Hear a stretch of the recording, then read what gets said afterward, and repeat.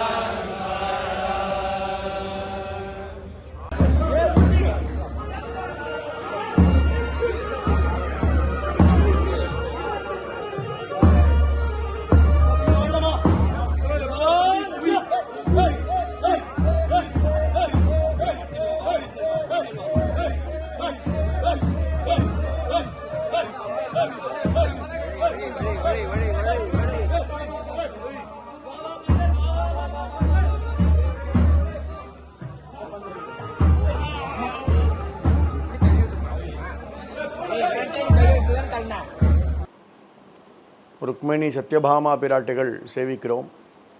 சென்றால் குடையாம், இருந்தால் சிங்காசனமாம், நின்னால் மரவடியாம், நீழ்கடலுள் என்றும் புனையாம், மணிவழக்காம், பூம்பட்டாம், புல்கமனையாம், திருமாலுக்கு அரவு என்ற ஸ்ரீ ஆழ்வார் திவ்ய பிரபந்தப்படி எம்பெருமானுக்கு ஏகப்பட்ட கைங்கரியங்களை, பலவிதமான கைங்கரியங்களை செய்து கொண்டிருக்கிறார் ஆதிசேஷன். அந்த ஆதிசேஷன் பெருமாள் செல்லும் பொழுது கொடையாக இருக்கின்றபடியால் அவர் அமரும் பொழுது சிம்மாசனமாகவும் அவரே இருக்கிறார். பெருமாள் நிற்கும் பொழுது பாதுகைகளாக இருக்கிறார். அவர் சயனம் கொள்ளும் பொழுது படுக்கையாகவும் ஆகிறார் ஆதிசேஷன். இப்படி பல கைங்கரியங்களை செய்து கொண்டிருக்கிறார் நாகராஜன். அப்பேற்பட்ட ஆதிசேஷன் மேலே பெருமாள் திருவீதி உலா எழுந்துருளி பக்தர்களுக்கெல்லாம் அருள் பாலிக்கிறார்.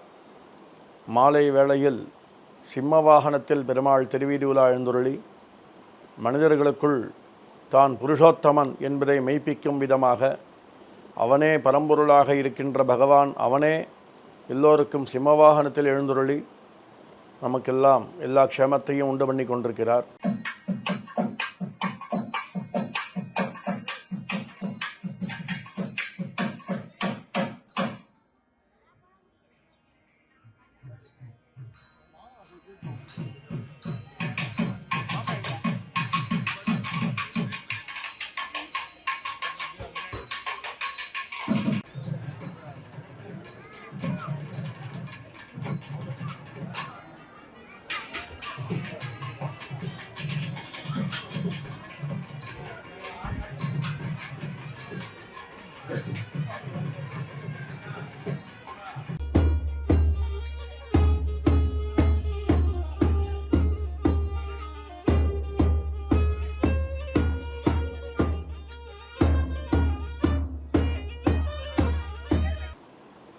இந்த பெருமாளுடைய சேவை காண்கின்ற அனைத்து பக்தர்களுக்கும் எல்லா க்ஷேமங்களும் உண்டாக பெருமாளை பிரார்த்திக்கிறோம்.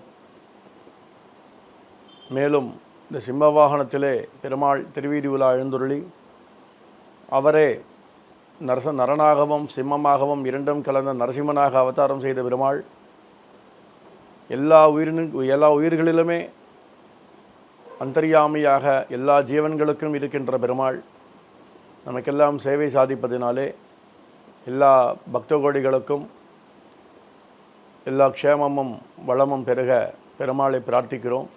அவருடைய அனுகிரகத்தினாலே உலகெல்லாம் நலமாக இருக்க பெருமாள் திருவருள் எல்லோருக்கும் ஸ்ரீ மகாலட்சுமி கிருபா கடாட்சத்தை முன்னிட்டு மென்மேலும் சிறப்பாக கிடைக்க பெருமாள் அனுகிரகம் என்றும் நமக்கெல்லாம் உறுதுணையாக இருக்கட்டும். நாராயண.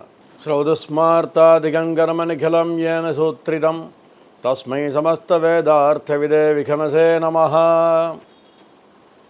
பெருமாள் பிரம்மோற்சவத்தில் 3ஆம் திருநாள் காலை கருட சேவை. பெருமாளுடைய கருட சேவை வாகனம் மிகச்சிறந்தது. சயனேஷு சேஷம் ஆசனேஷு தர்மம் வாகனேஷு கருடம் என்பதாக பெருமாள் எங்கு சயனம் கொண்டாலும் தர்பசயனம் கொள்கின்றான் ராமபிரான். அதிலும் சரி, ஸ்தல சயனம் என்று தலத்திலேயே படிக்கிறார் பெருமாள். இப்படியாக பெருமாள் எங்கு சயனம் செய்தாலும் அந்த சயனத்திலே ஆதிசேஷனே சயனமாக மாறுகிறான். அவன்தான் தர்பைகளாக இருக்கிறான் தர்பசயனத்தில் ராமனுக்கு. அதுபோல பெருமாளுக்கு எல்லா சயனங்களிலும் இருக்கின்றவன் ஆதிசேஷன். மேலும்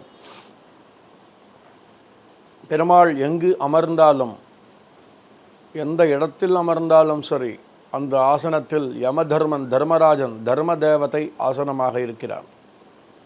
அதே தர்ம தேவதை சிவபெருமானுக்கு நந்தியாகவும் இருக்கிறார். அங்கு சிவபெருமானுக்கு தர்ம தேவதை ஆசனம், இங்கே பெருமாளுக்கும் அதே தர்ம தேவதை தான் ஆசனம். அங்கே சிவபெருமானுக்கு வாகனம் தர்ம தேவதை, ஆனால் இங்கே பெருமாளுக்கு வாகனம் கருடாழ்வார். என்ன வித்தியாசம் என்றால், கருடாழ்வார் வேதங்களால் போற்றப்படுகின்ற பெருமாள். வேதங்களால் யார் பரம்பொருள் என்று ஆராய்ச்சியில் புகுந்த வேதங்கள் அக்னியா இந்திரனா ருத்ரனா பிரம்மாவா என்றெல்லாம் ஆராய்ந்து கடைசியாக பெருமாளிடம் வந்து வேதாந்தத்திலே உபனிஷத்துக்களிலே ஸ்ரீமன் நாராயணனே பரம்பொருள் என்று வேதங்கள் காட்டுகின்றன. அத்தகைய வேதங்கள் தான் கருடாழ்வாராக உருக்கொண்டிருக்கிறார்கள். வேதாத்மா விஹகேஸ்வரஹா என்று பெயர். நாம் 9 நாட்களும் 18 வேளைகளிலும் 18 வாகனங்களில் பெருமாள் சேவை சாதிக்கிறார். ஒவ்வொரு வாகனத்திலும் யார் தேவதையாக வருகிறார்? வாகனத்தில் இருக்கின்ற தெய்வம் யார்? ஹனுமந்த வாகனம் ஒன்றில் மட்டும்தான் சிறிய திருவடி ஹனுமான் நுழைகிறார். மற்ற எல்லா வாகனங்களிலும் சிம்ம வாகனம், ஹம்ச வாகனம், யானை வாகனம், சூரிய பிரபை, சந்திர பிரபை இவற்றிலெல்லாம் அந்தந்த உருக்கொண்ட வாகனங்களில் பெருமாள் எழுந்துருளி சர்வாந்தர்யாமி என்பதை வெளிக்காட்டுகிறார். மேலும் அந்தந்த வாகனங்களிலே கருடாழ்வாரே தேவதையாக அமர்ந்து வாகனேஷு கருடம் என்பதாக எல்லா வாகனங்களிலுமே கருடாழ்வார் தான் பெருமாளை தாங்குவது. அப்பேற்பட்ட கருடாழ்வார் தானே கருட வாகனத்தில் கருட சேவையில் வெளிப்பட்டு இருக்கிறார் என்பது சிறப்பு. அதனாலே இந்த கருடாழ்வார் மேலே பெருமாள் எழுந்துருளும் பொழுது சேவிக்கின்ற பக்தர்களுக்கு எல்லா விதமான க்ஷேமங்களும் லாபங்களும் பெருகி எல்லோரும் க்ஷேமத்தை அடைகிறார்கள். பெருமாள் எல்லா வாகனங்களிலும் புறப்பாடு. கோவிலில் வெளியே வாகன மண்டபத்திலிருந்து தான் பெரும்பாலும் நடக்கும். சில கோவில் உள்ளே இருந்து புறப்பாடாகும். ஆனால் கருட சேவை மாத்திரம் மிகச்சிறப்பாக கோபுரவாசல் கருட சேவை என்று கோபுர வாசலில் கருட சேவை கிடைப்பது கண்கொள்ளா காட்சி.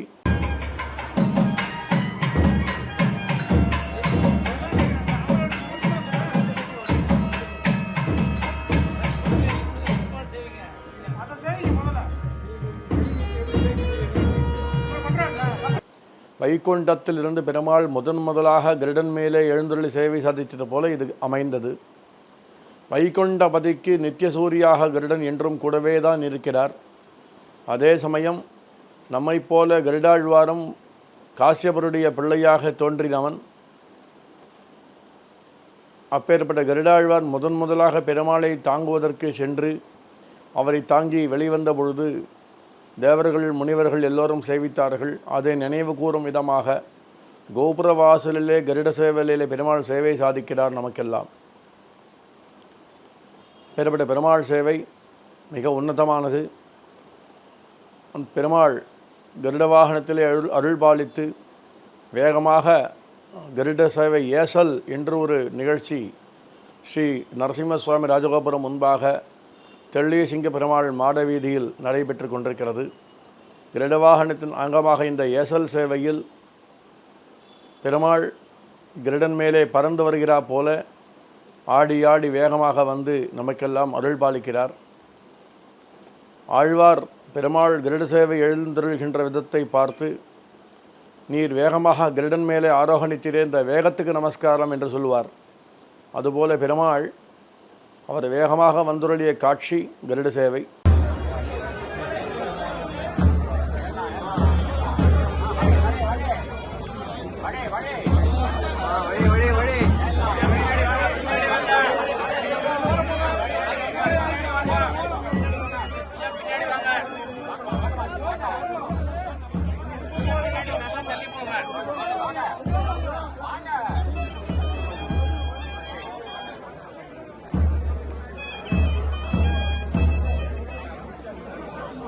அதைத் தொடர்ந்து மாலை வேளையிலே ஹம்சவாகனத்திலே பெருமாள் ஹம்சாவதாரம் பண்ணி பிரம்மாவுக்கு உபதேசம் செய்தார் வேதங்களை எல்லாம்.